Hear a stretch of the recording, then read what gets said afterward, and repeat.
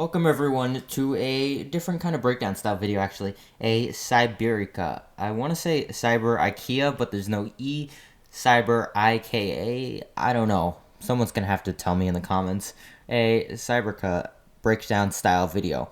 Now this is a video I've put off for quite a while now, but there are a couple of things I noticed in the trailer and I thought they were interesting to point out as we try to gather as much info as possible about what this game even is, how it works, all of that. So with that, let's get into this. The first shot, we can see it's a cinematic, just establishes the place. There's no gameplay, none of that to find in this shot. It just establishes the setting, kind of who we are, stuff like that. The second shot, we can see that they're level 25. They have the same user interface as most standard Kefir games.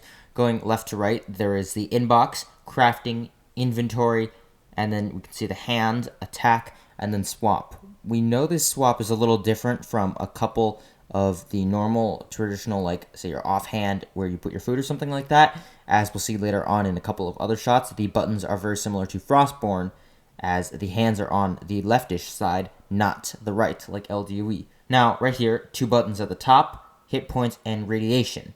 So I'm assuming each zone will have radiation, and then right there is your hit points.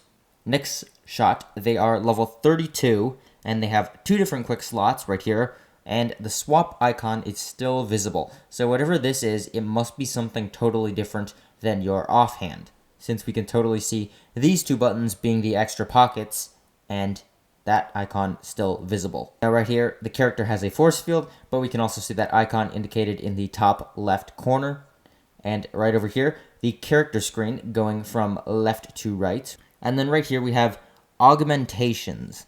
Now going with the Google definition, this is, well, it doesn't seem to tie in with anything that we know of yet. So whatever this is, this must be a completely new and interesting route. And then going a little further into that, we see the character / outfit screen are separate. It's really difficult to tell, but we can tell that each character has different skills. I'm assuming there are pluses and minuses to each one. And then we can see that these skills change from character to character. Or maybe that's just a different selection on which each character has. And then we can see here, these are a few more establishing shots of the life. Notice how the character gradually levels up, which I found a little interesting. So maybe this is the armor gradually getting stronger and stronger, just like those traditional shots are done. And then in the weapons tab now, I'm guessing this is how we decide which weapon we're going to be using. Different weapons equals different skills. And then notice the color is different than the weapon thing. So it's a different tab. And then the car, this is the interesting part. It's kind of like GTA 5. You get the wheel, gas, shoot, autopilot, a speedometer, and music. I don't know if that's music. And then there's a couple of other buttons, which I really can't tell. And then right here, they're using a scar, but a different shield than the first original shot. Lastly, there's one more thing I wanted to talk about before we end off this video about Cyberika. This comment right here sums it up perfectly. How about you quit making new games and add content to the games you already have existed for 2 years and are losing players because of the state it's become? I'm talking about Grimsoul, but we're talking about LDUE.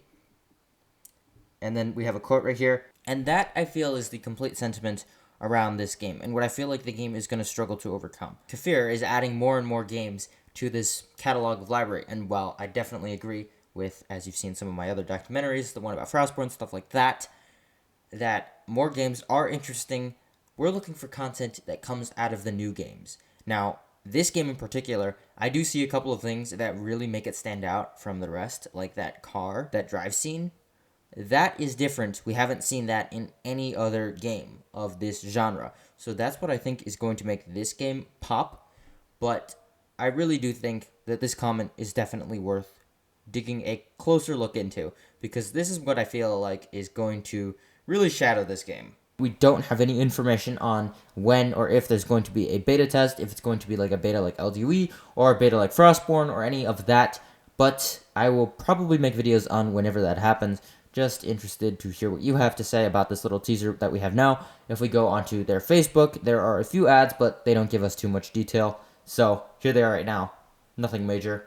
Probably, I don't know, NPCs or something like that we'll have to deal with, but I can't really be too sure. Let me know all of that and your thoughts down below. Excited for this game? Let me know. Join my Discord. Subscribe. ZD out.